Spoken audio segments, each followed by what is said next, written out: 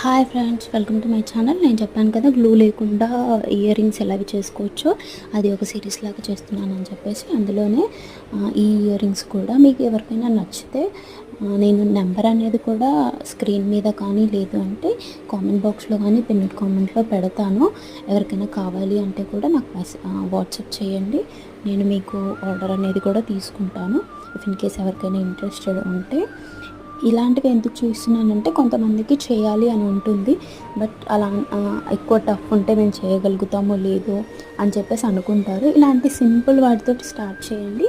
ఇవి చూడడానికి మీకు గోల్డ్ వాటిలాగానే అనిపిస్తుంది, డిఫరెన్స్ అయితే ఏమీ అనిపించదు. బయట నుంచి ఏదో మనం తీసుకున్నామో.